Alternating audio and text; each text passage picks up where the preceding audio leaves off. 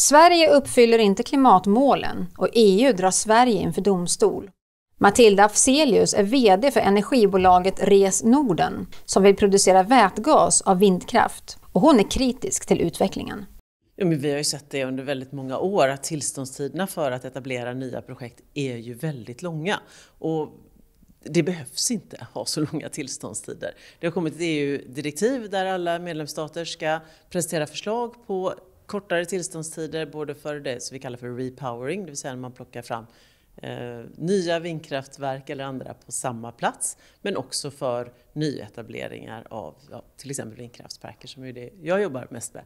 Hur är då intresset? Håller det på att svalna? Investerare drar sig undan, drar tillbaka satsningar och så vidare. Hur är läget? Det är ju ett tuffare investeringsklimat oavsett vad du ska göra. Det är svårare att resa kapital som då många av de här vindkraftsägarna, pensionsfonder och så vidare gör. Det är de pengarna som vi ofta bygger för eller som vi investerar i våra projekt. Men intresset har inte svalnat om du tittar på till exempel södra Sverige. Vi har ju olika prisområden. I norra Sverige så just nu så har vi låga elpriser vilket gör att där är det svårare att få ihop kalkylen. Det är en ny bransch vi är inne i och man behöver ha de här lite tryggare spelreglerna för att prioritera de här investeringarna. Och så går det ju, många av bolagen är på globala marknader där det händer någonting någon helt annanstans och då kanske de här lite mer innovativa satsningarna hamnar på bakkant. Är det rent ut sagt skämmigt att vi inte klarar målen och att EU drar duktiga Sverige till domstol?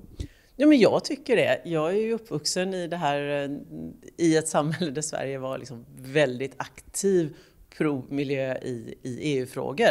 Nu har vi ju ställt oss lite mer passiv i det. Kanske inte alltid de som drar lagstiftningen längst. Men att vi inte ens uppfyller det som är ålagt oss som vi faktiskt också har gått med på från ett EU-perspektiv. Vi är ju medlemmar. Så. Ja, hur ser du på det?